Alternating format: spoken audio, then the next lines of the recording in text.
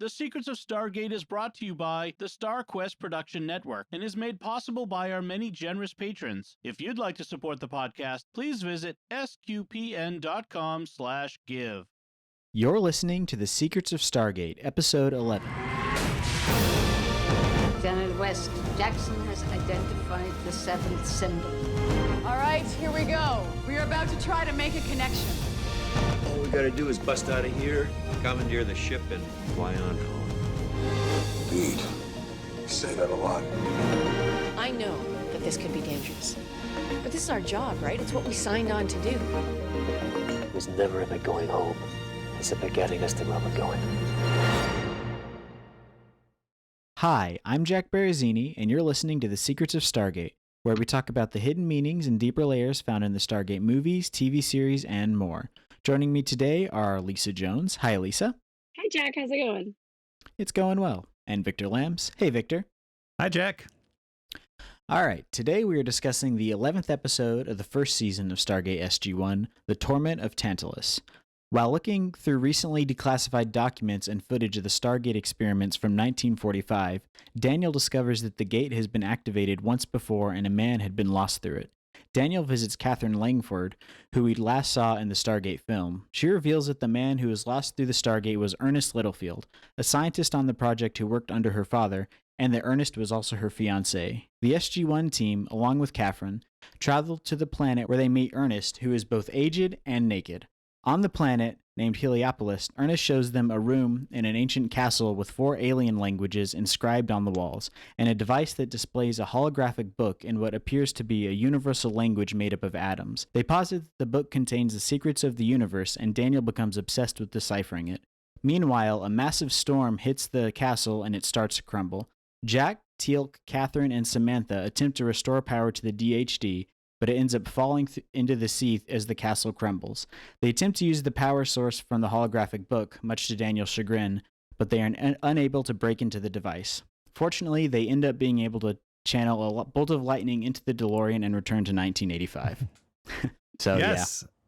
Yeah, it's or otherwise known as, Dr. Jackson commits treason again. Yeah. Didn't we just say last week, like, when is he gonna figure out this whole military chain of command thing? Yeah. I want to know how much longer they're going to put up with his erratic behavior. About 7 seasons. No, just... Yeah. Yeah. So, what were your thoughts on this episode, Lisa? What's funny is I don't remember really liking this episode one way or the other back originally, but when I rewatched it now, I really enjoyed it. It moved quickly. It gave us all of Daniel Jackson the way we love Daniel Jackson. Like, knowledge is everything, and I'm willing to die for knowledge. And you just, move forward. And I don't know. I liked it this time. A lot of wit and humor. And again, laid out a pathway of how we're going to see the Stargate universe unfold, which is cool. Definitely. What about you, Victor? I like this episode. This is one of my favorite episodes, certainly of season 1. Very cool episode, written by Robert C. Cooper. And it really does set up a lot of the mythology of the show. I think if they hadn't had these mythology and universe building shows so early on in season 1 or midway through season 1 here, the show would not have been as successful. But this just sets up so much for the show that they then pay off over 10 seasons of this show, 6 seasons of Atlantis, or however many there were. And very cool. And it all starts from the very beginning, where you're watching that grainy, footage of the Stargate as they're trying to dial it manually. And I think I wasn't able to find this on the internet, but one of the technicians who's dialing the gate manually turns around and looks at the camera. And I'm 95% certain that's Brad Wright, the show's creator. Nice. As in a cameo. He's been in other episodes as a cameo. And again, I'm very glad that by this point in the show's run, he had established his firm anti-nudity stance, because that would have not been. I mean, it's bad enough when it's never mind. But come on, it would have been edgy, right? Edgy, yes. Yes. Yeah, equal time. Yeah, but no, I like this episode a lot. It's very cool. You know, it gets into what I love most about the show, which is the mythology, as well as the kind of like, you know, technical, jerry rigging they have to do to get things to work. And so it pushes all the right buttons for me there. Yeah, definitely. I liked that about it. I liked that it didn't spend any time on, there wasn't really any sort of pointless filler in this episode. There wasn't really a B plot. I mean, I guess Catherine working with finding out about Ernest and everything, and kind of how they pick up their relationship. That's kind of the B plot, but it's so integral to the main point of the story that it doesn't really feel like they had to fill any time with anything. And I liked that a lot. And I just like the whole, like the vibe you get at the beginning with the old grainy footage and like the 1945 stuff. Like I want to see like a Captain America style Stargate show or something like that, where you get more stuff from the past. Yeah, it was Origins and it wasn't good. Yeah, that's right. But yeah, and that footage, I mean, it does, like, it subverts everything you think you know about the show and the universe. And when you see that gate fire up in the old footage, and Jack and Dr. Jackson turn to each other and say that's impossible, it's as someone watching the show, you're like, yeah, that's supposed to be impossible because like they couldn't get the gate to work. What's going on? So right. Yeah. And I love the way they make that connection back to the movie, right? You haven't seen Catherine since the movie. Of course, she's found a fountain of youth and she looks a lot younger. Yeah. Yeah. But it was kind of nice to have that connection and bring it forward into the TV show mythology, right? The canon of the show. Yeah, because in the movie she was played by Vivica Landfors, and then Elizabeth Hoffman is the one who plays her here. So, and I think Vivica Landfors actually died the year after the original movie was released, so obviously they could not bring her back to reprise her role. But yeah, they did a good job tying in the threads that they set up in the movie in an organic way, which I appreciated. And I've also been comparing this, as I've been watching it, to a lot of the first seasons of the Star Trek shows. And this show, it's doing the things with the mythology episodes and also the standalone episodes, which Next Generation didn't have to do as much because it already was working off an established franchise. But I also felt like that ended up being a hindrance because they didn't really have a lot to work with in terms of let's actually set up new things. And I like how they're balancing that out on this show. Yeah, and so you mentioned Elizabeth Hoffman, very good performance from her. Very easy to imagine this episode being a complete train wreck if, the other guest star we had, or I shouldn't say star, but actor we had in this episode wasn't a phenomenal actor. Keen Curtis brings a lot to the role. I mean, I can't imagine anyone else in the role, and he plays it with the right amount of pathos and comedy and stuff, and it's just easy to imagine this being a complete disaster if for example we'd gotten Dom DeLuise in that role, but I can't imagine that one. Yeah, or it's an impossible part to play, and he just does an excellent job. And you haven't seen him in much, but he was I think mainly known as a stage actor, who did limited TV and movie appearances. Yeah, he really did a good job portraying that character, which I feel like when you see the kind of castaway out of society for years and years kind of character, they usually do it one of two ways, where they're completely violently insane, or they just play it for comedy. And I feel like they did a really good job walking that line here. I do too, because they do acknowledge several times that it's been 50 years. And so they don't walk through and expect him. I mean, he's not so far gone that he can't interact with them, but at the same time, he's not just, oh, hey, haven't seen anyone for 50 years. So I feel like they walked a fine line there and made it where it works in a, 45-minute episode, Yeah. There's a similar kind of plot in the latest season of Star Trek Discovery, and it does not work anywhere near as well, and it just comes across as laughable. But yeah, they also, the one thing I was wondering is, they don't cover this at all, but where did he get his food? Because that place seems to be pretty desolate. We talked about that in Brief Candle too, remember? So yeah, magical food appears, right? But do you notice the clothes he was wearing? It was his The diving suit, right? Yeah. That he put on. Yeah, and at one point, very early on, he does hand Dr. Jackson what looks like it's just this black lump, and it could be a plum or something. And he says, "Here, eat." And so there's obviously some sort of food. Maybe the the Asgard left a vending machine or something behind. Where obviously you want to have something there for people to eat. But yeah, I mean, there's just a lot going on in this episode. Right. The relationship between Ernest and who we didn't mention, his younger incarnation, the actor playing him, who we'll see again in Stargate Atlantis, as Carson Beckett, obviously. But there's a lot going on in their relationship where, if a castaway for 50 years alone on this in this rock, he's had to imagine Catherine living her life with him. When Catherine hasn't had the benefit of that. And in his mind, Catherine has forgiven him a long time ago. And in reality, Catherine's still very, very mad at him. Mm-hmm. So very tragic, poignant scenes there. Okay, I have to stop you for a second. That was Carson? Paul. No. Paul McGillen. Yeah, that was him. Very, very young. How did I not pick that up? Well, he looks ages different. Okay. I mean, he has his hair slicked back, and Okay, I'm gonna have to go back and watch that. I did not even see it.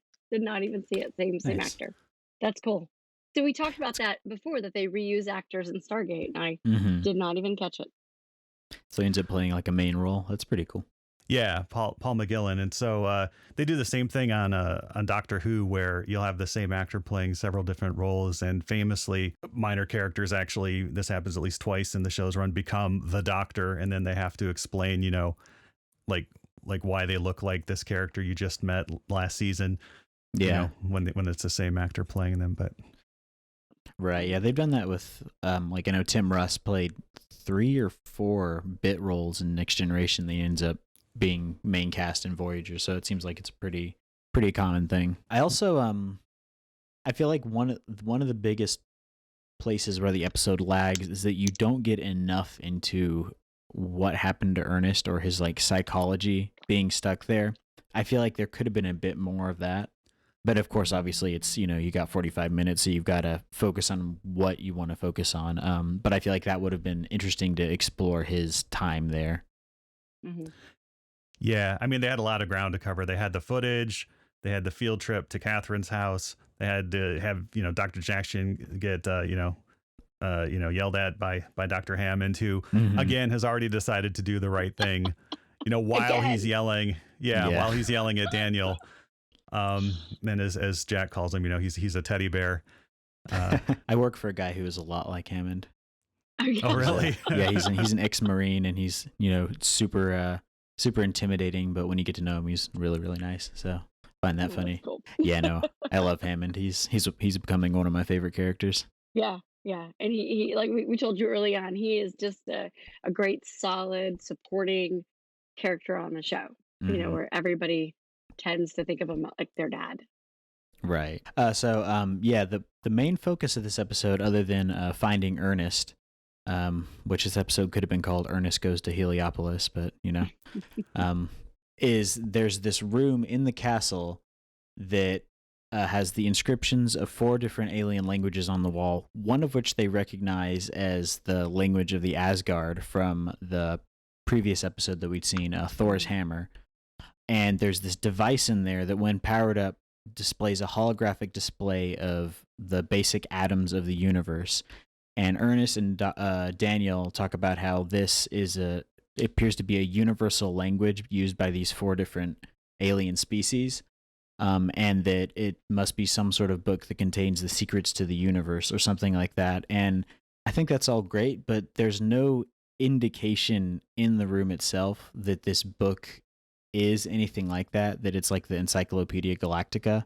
It could just be something like the Rosetta Stone, which is really, really important because it allowed us to decipher the Egyptian hieroglyphics. But I think it's just like a proclamation for Ptolemy V or something like that. Like, it's a pretty mundane message that's actually on it. It's just important because of what it allowed us to do. So I would like to see, it'd be interesting to see that explored more.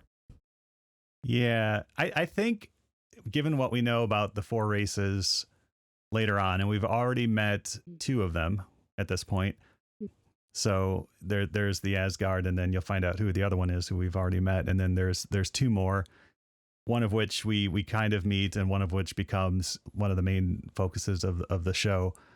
I think it's more ceremonial at this point. Those 4 races know how to talk to each other. They wouldn't need something like this at this point. So it's there kind of to remind themselves of maybe how they met. And I think it could serve another purpose, which is to kind of, screen out new civilizations to see if there is, not to give away too much about the show, if there is a 5th race out there that could join their, League of Alien Worlds. Yeah. And so, yeah, it's interesting. They talk about, there's 111 elements on the periodic table, not 146. And today, 25 years later, there's now 118. So we're already, 7 more closer to that 146 number. Yeah, so, moving that way. Yep. He also compares it to the United Nations, and I had to look this up to see, but the United Nations wasn't founded to like the end of 1945, I believe. So I guess either that puts Ernest leaving near the end of 1945, or it was just a minor flub on the writer's part, but it's feeling like League of Nations or something like that would be a more realistic thing for him to reference. Yeah, very interesting.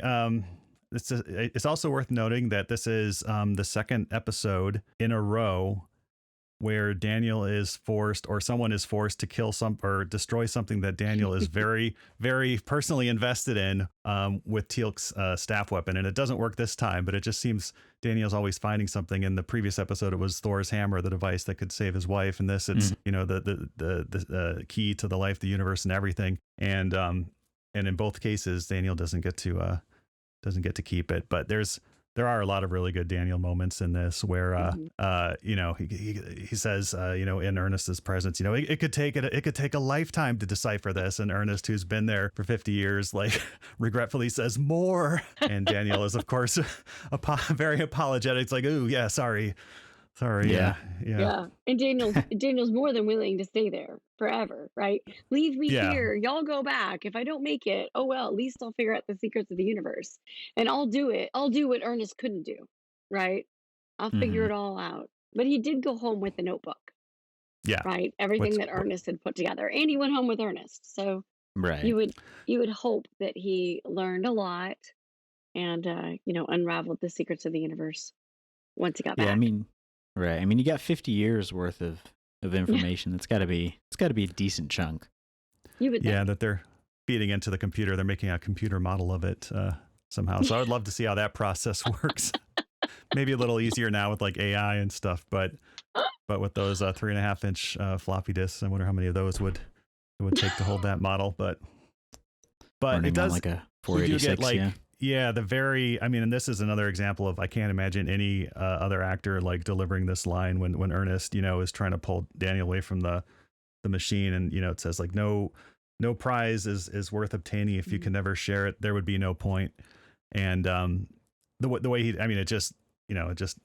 the line really lands and stuff. So again, very, very grateful that we got such an excellent actor in that role. Mm-hmm. Yeah. And this is definitely a Daniel-centric episode. Like, Teal'c, Jack, and Sam really don't have a lot to do in this. Their main function is being a foil for Daniel to get him away from the crumbling castle. Yeah. And they touch on some of the trying to fix the DHD before it falls into the sea, and they end up using the lightning rod to power the Stargate. But overall, you don't really get a lot of stuff from them. I do like, though, when Ernest comes up and gives them all hugs. When he first finds them, he just comes and gives Teal'c a big hug. I like that part. And they're all averting their eyes. Yeah.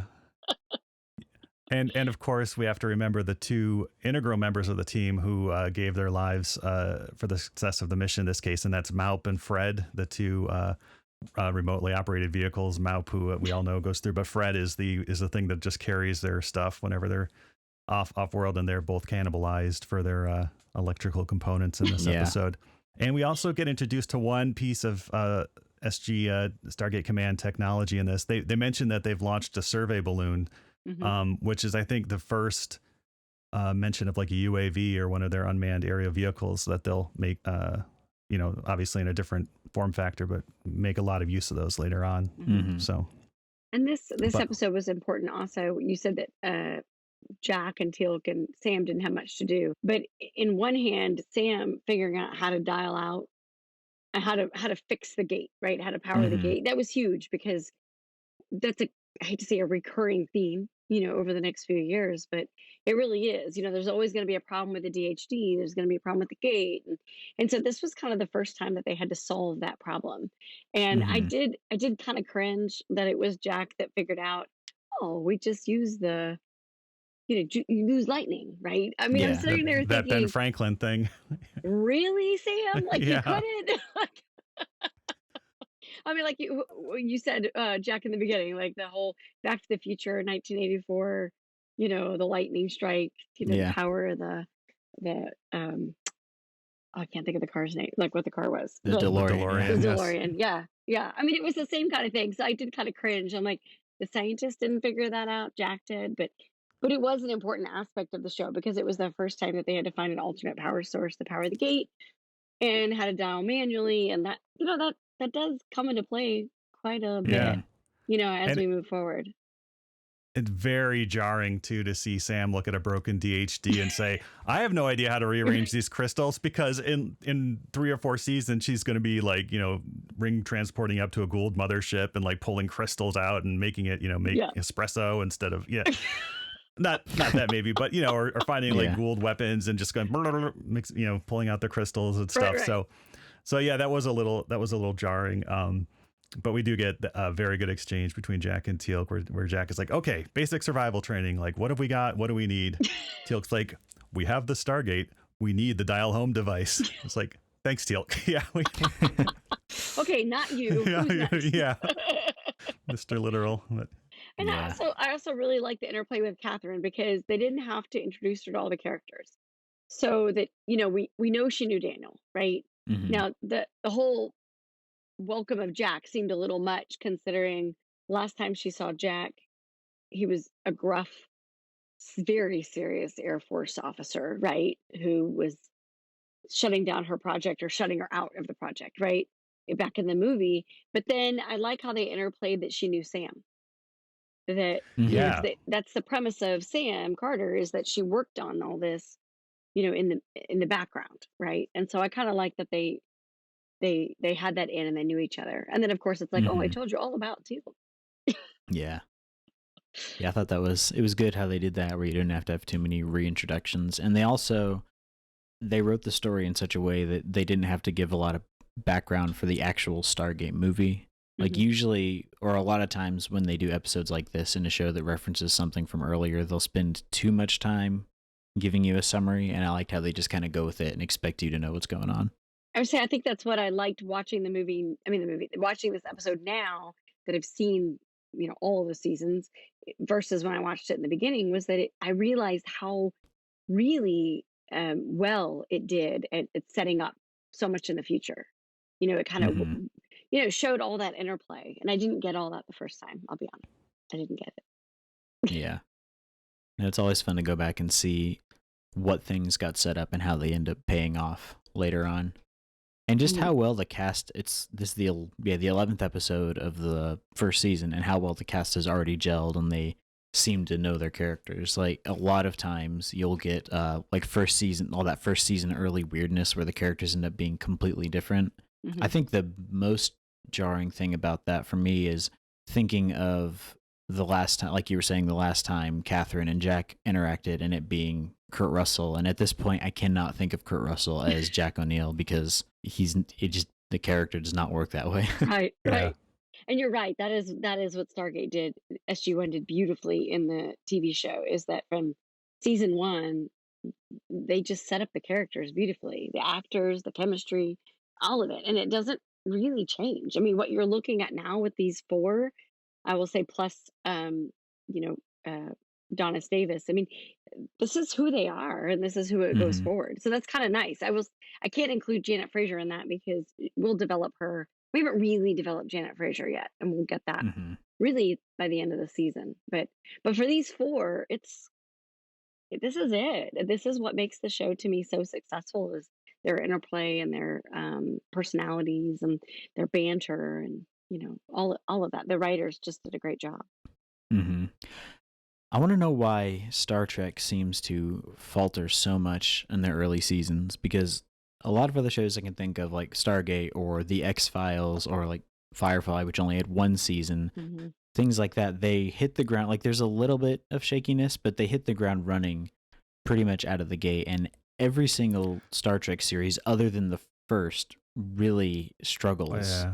There's so much baggage, I think, with being a Star Trek show. Probably, people come in with expectations, and and plus you have a studio like Paramount who has this franchise and has to protect it. So I think that there's just a lot of baggage.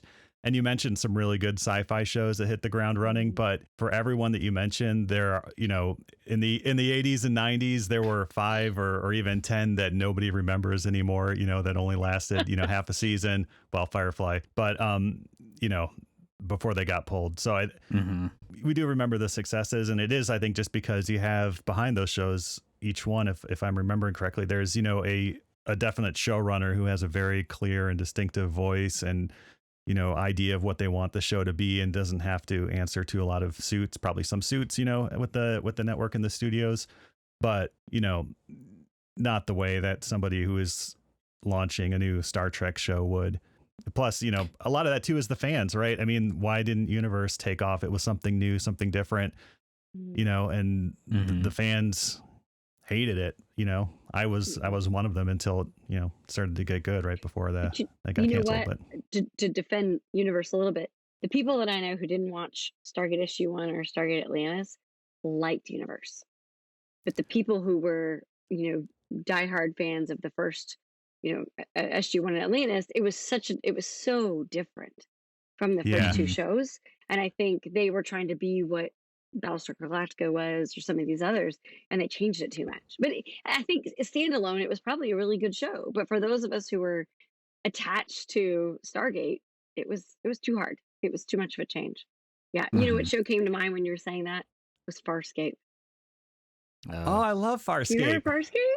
I was gonna look it up. It was on either before or after SG-1 at some point. I don't know if I gotta Google it. It was like either the Sci-Fi Friday night. I can't remember. Yeah, and of course we see Ben Browder and Claudia Black later because they joined Stargate. But it was just kind of, I never really got into Farscape, I'll admit. But that's what I thought of when you're talking about shows. It's worth going back and just accepting that this is basically like some weird Muppet version of sci-fi, because I mean it is Brian Henson like writing and directing it and stuff, and everything that Brian Henson does is a little weird. Like it's a little off. It's a little like, this is like not really normal, but it's an acquired taste, and give it another chance, I would say. But yeah, it was largely concurrent with but yeah, I mean the other shows like, you remember Dark Matter, Continuum, Killjoys, although Killjoys I think was doing its own thing, like it or hate it. But a lot of these shows, they just didn't have a distinctive voice behind them, and they just kind of since all things 90 are popular again for the youngers, like the teens. I have teens. So 90s is very popular, right? Between the clothes, the music, Friends, all of it. So video I games. asked, I the video games. I said, the video games. I asked my kids to say, what do you like about Stargate? Because of the is it because it's 90s cool? What is it? And they won't admit to, they can't tell their friends they like 90s sci-fi. But they said what makes Stargate unique to them versus all these other stuff, sci-fis and everything they watch is really the character development and the humor. I mean, that's that. Trust me, they tell me it is not the special effects. It's not what it is. Yeah. It's the funny thing is, for me, since I grew up watching 90s sci-fi, when I watch new sci-fi that has like a good budget, it almost like I almost don't like it as much, because I just grew up with that particular style. And so when I see that, like, it doesn't even take any suspension of disbelief for me to watch shows like Stargate or even like Babylon 5, things like that, just because I know what I'm getting into, and that's kind of what I grew up with. So I just accept it as part of that universe. Yeah. And I think also part of it too is, you know, you saw this a little bit in the 90s towards the end of it, but, you know, nowadays there's an expectation that, you know, every show has to have a political component to it. You know, you have to be making a statement with who the characters are, you know, their backgrounds. You know, you couldn't make a Stargate show today and have Jack, you know, without him being an alcoholic. Back then, you could just have characters who were characters and tell a story without, you know, having to introduce a lot of, you know, politics into it and stuff. And I actually liked the special effects in this episode. I thought the hologram was very nicely done. They did a good job compositing that. And it actually, like, there's really convincing film grain on the you know, the computer generated stuff that makes it sit really well with the rest of the they integrate it all well. And they even do with the holograms, like you get like light cast, which is hard to do. So it's cool they did that. But yeah, what you were saying about the characters, that's one of the reasons I have such a hard time getting into a lot of modern TV shows, is because everybody has all this. Everyone has to be emotionally tortured, and no one can just be like a balanced person who in a professional setting. They always have to have something going on. And they have to hate each other too for some reason. I mean, you know, we watched Stargate Atlantis with you know, our kids, and you know, it's like, gosh, this show's really good. It's like people aren't yelling at each other; they're all working together as a team. It's kind of like, you know, what they see reflected more. I mean, can you imagine going to work in a place where everybody is like hating each other, trying to undermine each other, trying to shove each other out of airlocks or whatever? You know, that's not life. I mean, if it is, you know, get a different job, because you know that shouldn't be what you're, you know, experiencing. Yeah, right. That was that was the problem with Picard. Is there's like 4 or 5 principal characters, and every single one is like an alcoholic, or has like a horrible traumatic past, or has all this stuff going on, even including Picard. And it's like, I don't sit down and watch this science fiction show about the future and feel happy. I just feel depressed. Like, it's not what I want out of my sci-fi. Like, I think it says a lot about the people writing these shows too. I mean, what you get with Stargate, and you know, this is one of my soapboxes here, is I think you had very like happy, energetic people who just wanted to tell cool stories with cool technology, and they would get together in a room and just bounce cool ideas off of each other and just hang out. And that's who their characters were. I mean, you want to hang out with, you know, the characters of SG-1 and Atlantis, and you really don't want to hang out with anybody on Picard. Right. Well, and you get the background stuff in the interviews, and the actors all say they all liked each other. There wasn't any drama on set that you heard about. I mean, it just, like you said, it seemed like a good atmosphere. They all stayed together for the most part for a long time. You didn't have a lot of in and outs and people moving around. So I think that's reflected in how they tell their stories and what's on screen. And I think that's what people like about the shows. I know this is turned from talking about Torment of Tantalus into just overview of 90s sci-fi versus modern sci-fi in general, but that's completely fine. But you get shows like this, I think, are going to last despite the dated effects, or you know, some dated things are going to do. Yeah, because you like the characters, and that's really what every TV show is about, is the characters and the stories. And I apologize for going full grumpy old man or Andy Rooney in this episode. You ever notice how on science fiction shows today, it's not about the science or the fiction? Why do the characters all hate each other? Is this what people want to see? But yeah, apologies for my bad Andy Rooney impression too. But no, I mean, I mean, shows like this do last because they're fun to watch. And in my experience, you know, if people have fun making a show, it'll be fun for the audience to watch. And and that's, if people aren't having fun making a show, if they feel that they're making a show, you know, for any other reason than to have fun and have the audience have fun, then, you know, that'll show in the final product as well. Yeah. And that's why we're sitting here a couple of decades after it aired talking about it, right? Yeah, because definitely. they enjoyed what they were doing. 7 elements later on the periodic table, here we are. Yeah. We'll have to see how many years later till we get to 46 or 146. Yeah. One thing we haven't touched on, which Victor, you said you really liked mythology, setting it up. Okay, so the title of this episode, Torment of Tantalus. How did you feel about them talking about who Tantalus was and what this was about?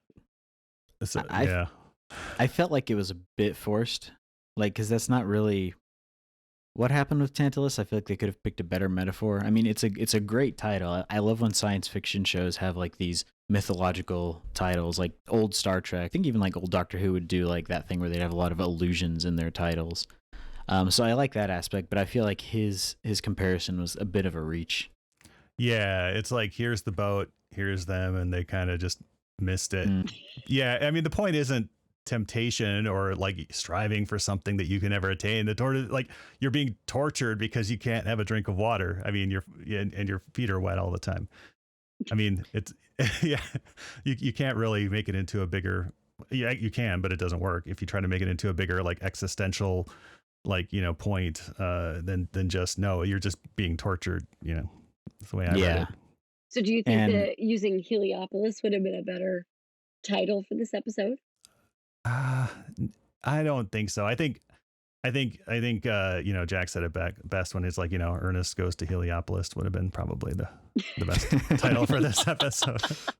I have one, I'll call it a hiccup, and that is at the end of the episode when they talked about that if the Stargate fell into the water and the bottom fell of the castle, that they wouldn't be able to dial in, that remember they tried to dial back in and it wouldn't engage, Chevron 7 will not engage, right, or lock. And so, but we see, spoiler alert, right, in further seasons where you can dial into a gate that's underwater or in ice or in Naquita or whatever. So I that was my only, as the episode ended, I was kind of like, okay, I didn't, my husband said it. He says I have to give him credit if I say this. So that was one of those things that I think that was for now, but then in a couple of seasons they're like, well, what if, right? What if we can dial a gate that's underwater? Something like that. Nice. Yeah, it's one of those, what do they call it on TV trips, like early season weirdness or whatever. Yeah. And we get the best Stargate SG-1 episode title coming up when that does happen, and it's called Watergate. Watergate. Yep. Yeah, season 5, Nice. I want to say. Yeah. With a star from Star Trek. Yeah, The Next Generation. Yep. Oh, nice. Awesome. Well, what about you, Victor? I just wanted to say this place used to be pretty sweet, but it's seen better days. As Jack says. Nice. Before we go, we'd like to take a moment to thank our patrons who make it possible for us to create Secrets of Stargate, including Joey F., Michael B., Daniel R., Justin P., and Margaret Q. Their generous donations at sqpn.com/give make it possible for us to continue the Secrets of Stargate and all the shows at StarQuest. You can join them by visiting sqpn.com/give. Be sure to follow us in Apple Podcasts, Google Play, Stitcher, TuneIn, Spotify, iHeartRadio, or on the SQPN YouTube channel. To find previous episodes of Secrets of Stargate and to send feedback, please visit sqpn.com/Stargate.